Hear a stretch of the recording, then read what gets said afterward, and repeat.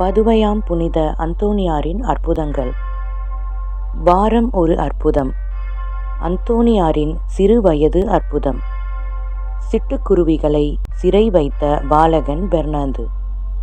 அழகான பருவ காலம் அது.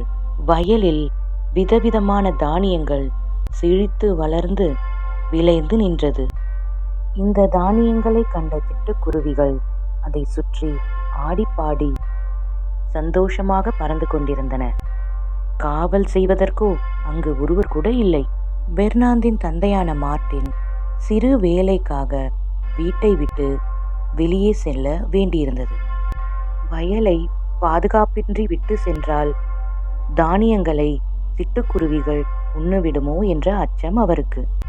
அதனால் அந்த வயலில் விளையாடிக் கொண்டிருந்த சிறு பாலகனான பெர்னாந்தை அழைத்தார்.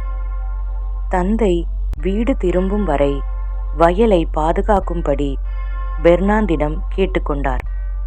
வயலை பாதுகாக்காமல் விட்டால் சிட்டுக்குருவிகள் வயலில் இறங்கி எல்லா தானியங்களையும் உண்டு வயல் அழிந்து போகும் என்று சொன்னார்.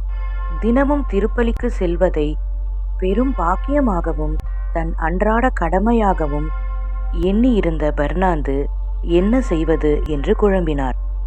தந்தையின் கட்டளையை மீறலாமா அல்லது திருப்பலியை விட்டுவிடலாமா என்று அவர் இதயம் தத்தளித்தது.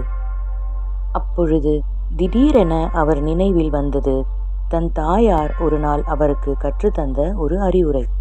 நம் வாழ்வில் என்ன குழப்பம் வந்தாலும் தடுமாற்றம் நடந்தாலும் அருளை மட்டும் நாடு மகனே என்று அவர் சொன்ன வார்த்தை அவர் காதில் ஒலித்தது. உடனே முழங்காலில் விழுந்த பெர்னாந்து வானத்தை நோக்கி பிரார்த்திக்க தொடங்கினார். என் காவல் தூதர்களே, என் தந்தையின் கட்டளையை மீறாமலும் என் கடமையாகிய திருப்பலிக்கு நான் செல்லவும் எனக்கு உதவி செய்யும். இரண்டும் ஒரே நேரத்தில் நிறைவேற எனக்கு வழிகாட்டுங்கள் என்று மனம் உருகி வேண்டினான் பாலக பெர்னாந்து.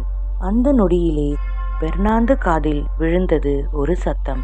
சிட்டுக்குருவிகளை அழை, அருகிலுள்ள மாளிகையின் கதவை திற, அவை உள்ளே வரும், நீ கதவை மூடி ஆலயம் செல் என்ற அருள் வார்த்தை அவர் காதில் ஓசையாய் கேட்டது.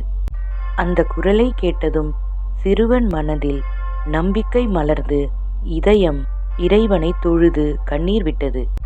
பின்னர் அதே நம்பிக்கையுடன் சிட்டுக்குருவிகளை சிறுவர் அழைத்தார். சிறுவனின் அன்பான குரலுக்கேற்ப அனைத்து சிட்டுக்குருவிகளும் கதவு திறந்த மாளிகைக்குள் நுழைந்தன.